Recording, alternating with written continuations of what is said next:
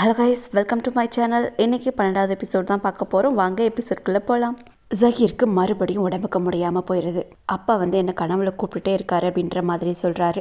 அதனால் சாய்க்காவோட ஹஸ்பண்ட் இருந்துக்கிட்டு உங்கள் பேரில் ஆசிரமத்துக்கு ஏதாச்சும் உதவி பண்ணோம் அப்படின்னா கொஞ்சம் நல்லாயிருக்கும் அப்படின்ற மாதிரி சொல்கிறாரு. அதுக்கு ஜஹீர் இருந்துக்கிட்டு இதெல்லாம் ஹபீப் பண்ணட்டும் அப்படின்ற மாதிரி சொல்கிறாரு. சாய்க்காவோட ஹஸ்பண்ட் இல்லை நான் பண்ணுறேன் அப்படின்ற மாதிரி சொல்லி பார்க்குறாரு. இல்லை ஹபீபே பண்ணட்டும்ட்டு ஜஹீர் சொல்லிடுறாரு. ஜஹீரை பார்க்குறதுக்கு ஒருத்தர் வீட்டுக்கு வந்திருக்காரு. பாட்டிக்கிட்ட வேலைக்காரன் மறந்துக்கிட்டு நான் உள்ளே வர சொல்லட்டுமா அப்படின்ற மாதிரி கேட்குறாங்க. பாட்டி அவரெல்லாம் உள்ளே வர சொல்ல வேணாம், நானே வரேன்ட்டு கண்ணாடி முன்னாடி நின்று கொஞ்சம் மேக்கப்லாம் பண்ணிட்டு போகிறாங்க. வீட்டுக்கு வந்திருக்காரு பார்த்தீங்களா, அவர் இருந்துக்கிட்டு நீங்கள் ரொம்ப நல்ல முடிவு எடுத்திருக்கீங்க, சீக்கிரமே இந்த கல்யாணத்தை முடிச்சிருங்க அப்படின்ற மாதிரி சொல்கிறாரு. சீக்கிரமே டேட் ஃபிக்ஸ் பண்ணிட்டு உங்களை மேரேஜுக்கு கூப்பிட்றோம் அப்படின்ற மாதிரி ஜஹீர் சொல்கிறாரு. இந்த மேரேஜ் ஃபாக்கிருக்கும் பிடிக்கல, ஆனிக்கும் பிடிக்கல. ஆனிக்கு மேரேஜ் ஆக போகிறதுன்ற வருத்தத்தில் தான் ஹம்சாவும் இருக்கான். ஜஹீர் ஃபாக்கிரோட மேரேஜுக்காக வீட்டையே அலங்கரிச்சிருக்காரு. இது அவங்க ரெண்டு தங்கச்சிங்களுக்குமே பிடிக்கல. எவ்வளோ காசு செலவு பண்ணிட்டு இருக்காங்க பாருங்க அப்படின்ற மாதிரி பேசிகிட்டு இருக்காங்க. பாட்டி இருந்துக்கிட்டு அவனுக்கு இருக்கிறது ஒரே பையன், அவன் செலவு பண்ணாமல் இருப்பானா, நீங்கள் ஏன் அப்படி காஞ்சி கிடக்கிறீங்க அப்படின்ற மாதிரி சொல்கிறாங்க. என்னோட மேரேஜுக்கெலாம் 100 பேரை தான் கூப்பிட்டாங்கன்ட்டு ஃபேமி சொல்கிறா. என்னோட மேரேஜுக்கு 50 பேரை தான் கூப்பிட்டாங்கன்ட்டு சாய்க்கா சொல்கிறா. நீ ஒரு பையனை லவ் பண்ணிட்டு இருந்த, அதனால தான் உன்னோட மேரேஜ் அவசர அவசரமாக நடந்துச்சு, இதெல்லாம் உனக்கு தெரியாதான்ற மாதிரி ஃபேமி கேட்குறா. நான் கம்முன்னு அந்த பையனையே மேரேஜ் பண்ணியிருந்துருக்கலான்ற மாதிரி சாய்க்கா சொல்கிறா. அவன்லாம் ஒரு ஆள், அவங்க குடும்பம்லாம் ஒரு குடும்பம், அவங்க குடும்பத்துக்கு உன்னை மேரேஜ் பண்ணி கொடுப்போமா, இப்போ எப்படி நல்ல குடும்பத்துக்கு ஒன்று மேரேஜ் பண்ணி கொடுத்துருக்கோன்ற மாதிரி பாட்டி சொல்கிறாங்க. ஆமாம், ரொம்ப நல்ல குடும்பம், என்னை ரொம்ப நல்லா பார்த்துக்கிறாங்க, எனக்கு ஏற்ற மாப்பிள்ளையே நீங்கள் பார்க்க கிடையாது, ஃபாரின் மாப்பிள்ளைன்னு உடனே கல்யாணம் பண்ணி வச்சுட்டீங்கன்ற மாதிரி சாய்க்கா சொல்கிறா. போதும் போதும், எப்போ பார்த்தாலும் நீ குறை சொல்லிட்டே தான் இருப்பையா, உங்கள் அண்ணா சந்தோஷமாக இருக்கிறதுல உனக்கு எதுக்கு இவ்வளோ பொறாமன்னு எனக்கு தெரியல. உங்கள் அப்பாவை விட உங்கள் அண்ணா தான் உங்கள் எல்லாத்தையும் நல்லா பார்த்துக்கிட்டது, அவங்க மேலேயே நீங்கள் பொறாமப்பட்டு இருக்கீங்க. உங்கள் அப்பாவை பற்றி உங்களுக்கு தெரியுமா தெரியாதா? உங்கள் அப்பா ஒரு யூஸ்லெஸ், எந்த வேலையும் செய்ய மாட்டார், எப்போ பார்த்தாலும் கேம் விளையாண்டுட்டு தான் இருப்பார். நான் எப்படிலாம் உங்களை கஷ்டப்பட்டு வளர்த்தேன்னு எனக்கு மட்டும்தான் தெரியுன்ற மாதிரி பாட்டி சொல்கிறாங்க. இவ்வளோ சொல்லியும் புரிஞ்சுக்காத சாய்க்கா, வீட்டையே இவ்வளோ டெக்கரேட் பண்ணி வீட்டில் எதுக்கு மேரேஜ் பண்ணி வைக்கணும், கம்முன்னு ஒரு மண்டபம் பார்த்துருக்கலாமேன்ற மாதிரி சொல்கிறா. ஃபேமி இருந்துட்டு நமக்கெல்லாம் வீட்டில் தானே அனுப்பிச்சு, ஃபாக்கிருக்கு மட்டும் இப்போ வெளியே போய் வைப்போம் அப்படின்ற மாதிரி சொல்கிறா. என்னமோ நான் ஒரு கெஸ்ட் மாதிரி இந்த மேரேஜ் அட்டன் பண்ணிட்டு போயிடுறேன்ற மாதிரி சாய்க்கா சொல்லிட்டு போயிடுறா. இவ என்ன இப்படி சொல்லிட்டு போறான்னு பாட்டி கேட்குறாங்க. ஃபேமி இருந்துக்கிட்டு அவள் அப்படி தான் சொல்லுவா, ஆனால் மேரேஜ் ஃபுல்லாக அவள் தான் இருப்பா அப்படின்ற மாதிரி சொல்கிறா. ஃபைஸா ஃபோனில் ஒரு நியூஸ் பார்க்குறா. சின்ன வயசுலேயே மேரேஜ் பண்ணதுனால அவங்க பேரண்ட்ஸை அரெஸ்ட் பண்ணிட்டு போயிட்ட மாதிரி. இதை கொண்டு ஆனிட்ட காமிக்கிறா. படித்து பார்த்துட்டு இதனால் என்னன்னு கேட்குறா. இதனால் என்னவா, இந்த மேரேஜை நிப்பாட்டிடலாம் அப்படின்ற மாதிரி சொல்கிறா. அப்போ தான் அவளுக்கு புரியுது, ஆமாம் இல்லை அப்படின்ற மாதிரி. அதுக்கப்புறம் இவங்க 2 பேரும் போய் ஃபாக்கிர்கிட்ட இந்த நியூஸை சொல்கிறாங்க. நியூஸ் எல்லாம் ஓகே தான், இது எப்படி பண்ணுறதுன்ற மாதிரி ஃபாக்கிர் கேட்குறான். ஃபைஸா இருந்துட்டு எனக்கெல்லாம் தெரியாதுன்ற மாதிரி சொல்கிறா. உனக்கு தெரியாதா, அப்போ இந்த மேரேஜ் நடந்தால் உனக்கு சந்தோஷமான்ட்டு ஃபாக்கிர் கேட்குறான். எனக்கெல்லாம் ஒரு பிரச்சனையும் கிடையாது, இந்த மேரேஜ் நடந்தால் எங்கள் அக்காவுக்கு சப்போர்ட் பண்ணுறேன் அவ்வளோதான்ற மாதிரி ஃபைஸா சொல்கிறா.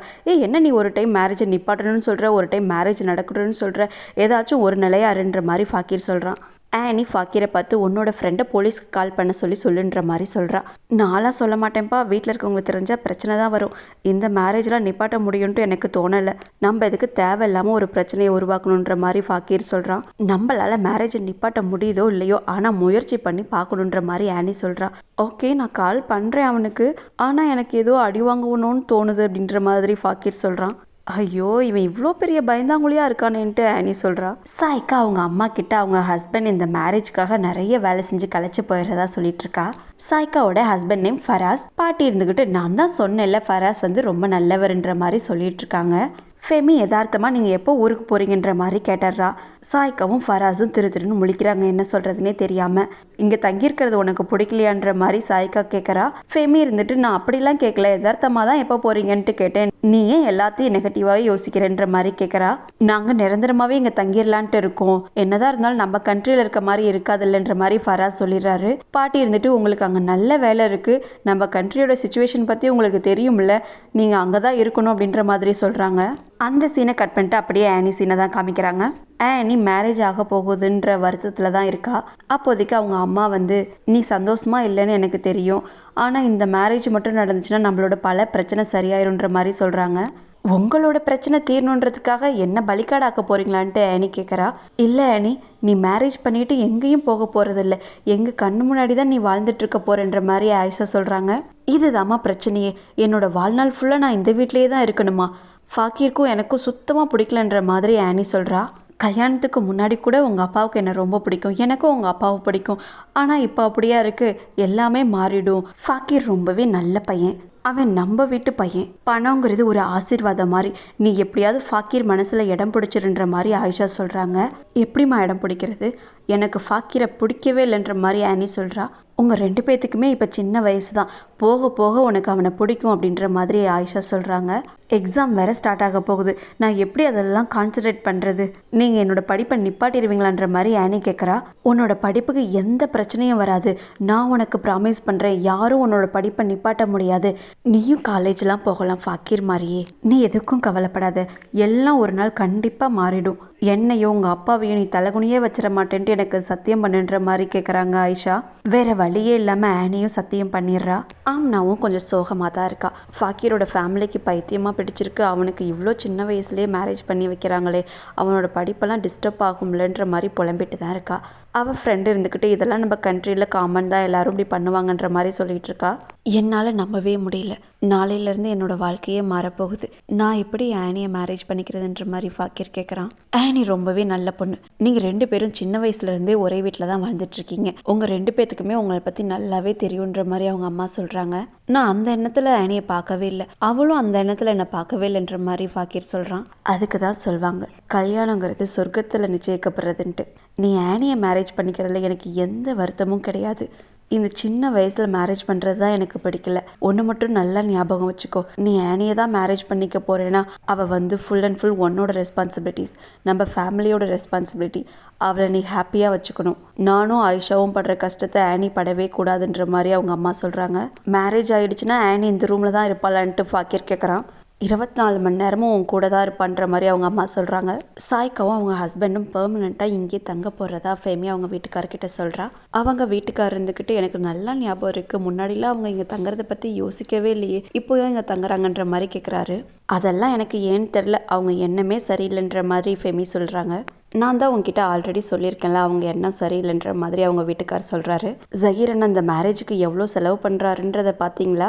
ஆனால் நம்ம பொண்ணை அண்ணா கேட்கவே இல்லை. ஃபாக்கீருக்கு எப்போவுமே நம்ம பொண்ணை தான் மேரேஜ் பண்ணி வைக்கணுன்ட்டு நினைப்பேன்ற மாதிரி ஃபெமி சொல்கிறா. நம்ம பொண்ணுக்கு என்ன ஏஜ் ஆகுது, இப்போவே அவளுக்கு என்ன மேரேஜ்? அப்படியே உங்கள் அண்ணா பொண்ணு கேட்டாலும் ஹபீப் விட மாட்டார்.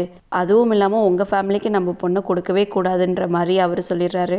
வீட்டில் விசேஷனால வீட்டுக்கே ஒரு தனி கலை வந்துடும் பார்த்தீங்களா? அதே மாதிரி தான் ஜஹீரோட வீடும். நிறைய சொந்தக்காரங்களோட ஃபங்க்ஷனையும் ஸ்டார்ட் பண்ணிட்டாங்க. எல்லாருக்கும் ஒரே சந்தோஷம்தான்.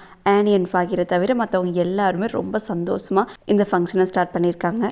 அன்னைக்கான ஃபங்க்ஷன் முடிஞ்சதுக்கப்புறம் பத்திரிக்கையில் யார் யாருக்கு கொடுக்கணும் அப்படின்ற மாதிரி தான் வீட்டில் எல்லாரும் பேசிகிட்டு இருக்காங்க.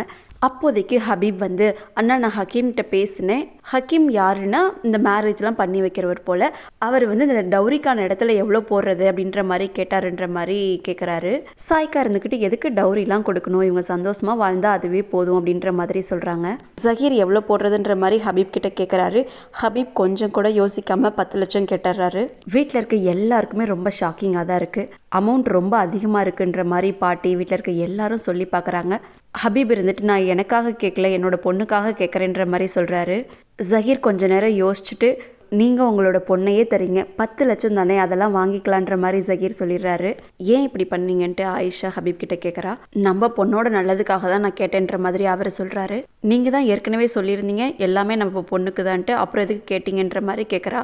நான் எது பண்ணாலும் கரெக்டாக தான் இருக்குன்ற மாதிரி அவர் சொல்லிடுறாரு. இவங்க பேசிகிட்டே இருக்கும்போது சாய்க்காவும் அவங்க ஹஸ்பண்டும் வராங்க. நீங்கள் பண்ணது ரொம்பவே நல்லது, எவ்வளோ அமௌண்ட் வேணுமோ அவ்வளோ அமௌண்ட்டை ஓப்பனாக கேட்டுட்டீங்க, ரொம்ப நல்ல விஷயன்ற மாதிரி 2 பேருமே சொல்கிறாங்க. நாங்களும் இந்த மேரேஜ் முடிஞ்சதுக்கப்புறம் அண்ணா கிட்ட பேசணும், எங்களோட ஷேரை கேட்கணும் அப்படின்ற மாதிரி சாய்க்கா சொல்கிறா. என்ன ஷேருன்னு ஹபீப் கேட்குறதுக்கு, ஆமாம் நானும் இந்த வீட்டு பொண்ணு தானே, எனக்கும் ஷேர் இருக்குல்ல இந்த பிஸ்னஸ்லேயும் இந்த வீட்லேயும், இந்த வீடு அப்பாவோடைய தானேன்ற மாதிரி சாய்க்கா சொல்கிறா. ஹபீப் எதுவுமே பேசாமல் எல்லாத்துக்கும் சரி சரின்ட்டு மட்டும் கேட்டுட்ருக்காரு. சமீனா ரொம்ப கோபமாக தான் இருக்காங்க. ஹபீப் வந்து 10 லட்சம் பணம் கேட்டதுக்காக இவ்வளோ ஓப்பனாக இவ்வளோ பணம் வேணுன்றதை கேட்டுட்டாருன்ட்டு எனக்கும் ஆச்சரியமாக தான் இருந்துச்சு. ஆனால் இப்போ என்ன பண்ணுறது, ஃபிக்ஸ் பண்ணியாச்சுன்ற மாதிரி ஜஹீர் சொல்கிறாரு. மேரேஜுக்கான மற்ற செலவையும் எல்லாத்தையும் நம்ம தான் பார்த்துட்ருக்கோம், அப்படி இருந்தும் இவ்வளோ பணம் கேட்டிருக்காங்க. கொஞ்சம் கொஞ்சமாக அவரோட உண்மையான குணத்தை காமிக்க தான் போகிறாரு, அதை நீங்கள் பார்க்க தான் போகிறீங்கன்ற மாதிரி சமீனா சொல்கிறாங்க. ஃபேமி அவங்க அம்மா கிட்ட அவ்வளோ அமௌண்ட் கேட்கும்போது நீங்கள் ஏமா எதுவுமே சொல்லாமல் கம்முன்னு இருந்தீங்கன்ட்டு கேட்குறா. ஃபேமி ஹஸ்பண்ட் இருந்துக்கிட்டு ஜஹீர் தான் மேரேஜுக்கான செலவு எல்லாத்தையும் பார்த்துட்ருக்காரு, ஹபீப் வந்து ஒரு செலவையும் பார்க்குறதில்லன்ற மாதிரி சொல்கிறாரு. பாட்டி ஹபீப் தான் சப்போர்ட் பண்ணுறாங்க. உங்கள் அண்ணனை பற்றியே நீ ஏன் அப்படி பேசிகிட்டு இருக்கன்ற மாதிரியும் சொல்கிறாங்க. உங்கள் பையனை பற்றி யார் பேசினாலும் உங்களுக்கு ஒன்றும் புரியாது. ஆயிஷாவை பாருங்கள், டெய்லியும் ஷாப்பிங் போகிறா, அதை இதையும் வாங்கிட்டுருக்கா. அதுவும் அவளுக்கும் அவங்க பொண்ணுங்களுக்கு மட்டும்தான் வாங்கிட்டுருக்கா. ஜஹீர் அண்ணா தான் ரொம்ப இன்னசென்ட். இந்த வீட்டில் வேற பொண்ணுங்களா இல்லை ஆனியை தவிர? ஆனியை மட்டும்தான் கல்யாணம் பண்ணிக்கணுமா என்ன? கண்டிப்பாக இதுக்கு எல்லாத்துக்கும் ஹபீப் அண்ணா தான் காரணமாக இருக்குன்ற மாதிரி ஃபெமி சொல்கிறா. ஃபெமி வீட்டுக்காரர் இப்படிலாம் பேசாதன்ற மாதிரி சொல்கிறாரு. ஃபெமி இருந்துட்டு நான் உண்மையை தான் சொல்கிறேன், ஏதோ அண்ணனோட சந்தோஷத்துக்காக இந்த மேரேஜ் பண்ணி வைக்கிற மாதிரியே பேசிகிட்டு இருக்காரு, ஆனால் அதெல்லாம் உண்மை கிடையாதுன்ற மாதிரி சொல்கிறா. எங்கள் மேரேஜுக்கெலாம் 30,000 தான் கொடுத்தாங்கன்ட்டு ஃபெமியும் சாய்க்காவும் சொல்லிட்டு இருக்காங்க. ஹபீபை கண்மூடித்தனமாக நம்புறது ஒரு நாள் அவங்களுக்கு கஷ்டத்தை தருன்ற மாதிரி சாய்க்கா சொல்கிறா. அவங்க அம்மாவுக்கு கோவம் வந்து, எப்போ பார்த்தாலும் நீ ஏன் இப்படியே பேசிகிட்டு இருக்க, நல்ல விஷயமே எதுவும் பேச மாட்டியா? உங்களுக்குலாம் உங்கள் அண்ணாவை ரொம்ப பிடிக்கும்ட்டு நான் நினச்சிட்ருக்கேன், ஆனால் உங்கள் மனசில் இவ்வளோ விஷம் இருக்குது. ஜஹீர் உங்களுக்கு எவ்வளவோ செஞ்சுருக்காரு, நீங்கள் கேட்டு எதுவும் இல்லைன்னா சொல்லியிருக்காரு. எப்போ பார்த்தாலும் இப்படி தான் பேசிகிட்டு இருக்கீங்க, கம்முன்னு போய் தூங்குங்கன்ற மாதிரி சொல்லிடுறாங்க. மேரேஜ் டேவும் வந்துருச்சு. ஆயிஷா சமீனா கிட்ட ஹபீப் அவ்வளோ அமௌண்ட் கேட்டுட்டாரு, உங்களுக்கு எவ்வளோ கொடுக்கணும்னு தோணுதோ அதை மட்டும் கொடுங்க அப்படின்ற மாதிரி சொல்கிறாங்க. நான் சொன்னாலும் அவர் கேட்க மாட்டார், அது அவங்களோட பர்சனல் மேட்டரை அவங்களே பார்த்துக்குவாங்கன்ற மாதிரி சமீனா சொல்கிறாங்க. ஹபீப் அவ்வளோ அமௌண்ட் கேட்டதுக்காக நான் உங்ககிட்ட மன்னிப்பு கேட்டுக்கிறேன், எனக்கு அசிங்கமாக இருந்துச்சு அவங்க அவ்வளோ அமௌண்ட் கேட்டதுன்ற மாதிரி ஆயிஷா சொல்கிறாங்க. இதெல்லாம் அவங்க அண்ணன் தம்பிக்குள்ள பிரச்சனை, அவங்களே பார்த்து முடிவு பண்ணிக்கிட்டோம், நீ எதுக்காகலாம் ஃபீல் பண்ணாதன்ற மாதிரி சமீனா சொல்கிறாங்க. எப்படியாவது இந்த மேரேஜை நிப்பாட்டிடணுன்ட்டு தான் மேரேஜ் அன்னைக்கு கூட போராடிட்டு இருக்கா ஆனி. அவள் தங்கச்சிக்கிட்ட ஃபாக்கிர் கிட்ட கேட்டியா என்ன ஆச்சு ஏதுன்ற மாதிரி கேட்டுட்ருக்கா. ஃபைஸா இருந்துக்கிட்டு வீட்டில் இவ்வளோ பேர் இருக்காங்க, நான் எப்படி ஃபாக்கிர் கிட்ட கேட்குறது அப்படின்ற மாதிரி கேட்குறா. எப்படியாவது போய் கேட்டுட்டு வா, இந்த மேரேஜை நிப்பாட்டியே ஆகணுன்ற மாதிரி ஆனி சொல்கிறா. போலீஸ்கிட்ட யாரோ கம்ப்ளைண்ட் பண்ணிட்டாங்க, இப்படி அண்டர் ஏஜில் மேரேஜ் ஆகுதுன்ற மாதிரி. போலீஸும் எங்கே என்னன்னு விசாரிச்சுட்டு மேரேஜை நிப்பாட்டுறதுக்காக கிளம்பிட்டாங்க. ஃபைஸாவால் ஆனி பக்கத்தில் வந்து எதுவுமே சொல்ல முடியல. தூரத்துல இருந்துட்டே சைகை மூலயமா சொல்லிட்டு இருக்கா என்ன நடந்துச்சுன்ட்டு. இதை அவங்க அத்தையான ஃபெமி பார்த்துட்றாங்க. பார்த்துட்டு நீங்கள் 2 பேரும் என்ன பேசிகிட்டு இருக்கீங்க, எனக்கு எல்லாம் புரியுது. ஃபைஸா நீ என்ன அங்கேயும் இங்கேயும் சுற்றிக்கிட்டே இருக்க, ஆமனை கூட கூட்டிகிட்டு போ, ஆமன் கிட்ட நீ அவ கூடயே தான் இருக்கணுன்ற மாதிரி சொல்லிடுறாங்க ஃபெமி. ஜம்சத் ஃபங்க்ஷனுக்கு வந்த பொண்ணுங்கள்லாம் பார்த்து சைட் அடிச்சிட்டு இருக்கான். அவங்கள பார்த்து சிரிச்சுக்கிட்டே இருக்கிறான். ஜம்சத் அவங்க அம்மா இருந்துக்கிட்டு என்னடா பண்ணிட்டு இருக்கா, அவங்களுக்கெல்லாம் உன் பொண்ணு ஏஜ் இருக்குண்டா, பொண்ணு இருந்திருந்தா பொண்ணு ஏஜ் தான் இருந்திருக்கும், ஆனால் அவங்க என்னோட பொண்ணு கிடையாது இல்லைன்ற மாதிரி மறுபடியும் பார்த்து சிரிச்சுட்டு தான் இருக்கான் ஜம்சத். ஆயிஷா ஆனியை பார்த்து, நீ ரொம்ப அழகா இருக்கு, இன்னைக்கு வானத்துல இருந்து தேவதையே இறங்கி வந்த மாதிரி இருக்கு, நீ ரொம்ப அறிவான பொண்ணு, உன்னோட பேரண்ட்ஸோட சுமையெல்லாம் நீ குறைக்க போறன்ற மாதிரி சொல்றாங்க ஆயிஷா. அப்போ ஆனி ஒரு பார்வை பார்க்குறா பாருங்க. ஆயிஷாவால் ஒன்றும் பண்ண முடியல, ஆனியால் அளவும் முடியல, இந்த பிரச்சனையை யார்கிட்டையும் சொல்ல முடியாமல் தவிக்கிறா. ஃபராஸ் ஜகீர் கிட்ட ஏதோ ரகசியமாக பேசுகிறாரு. பேசி ஜகீரையும் ஹபீபையும் கூட்டிகிட்டு போகிறாரு. இவங்க 3 பேருமே தான் போகிறாங்க. போய் பார்த்தா யாரோ இருக்காங்க. அவங்கள பார்த்ததுமே இவங்களுக்கு ரொம்ப பயமாயிருது. இதோட இந்த எபிசோடை முடிச்சுட்டாங்க. நெக்ஸ்ட் எபிசோடில் சந்திப்போம். தேங்க்யூ ஃபார் வாட்சிங்.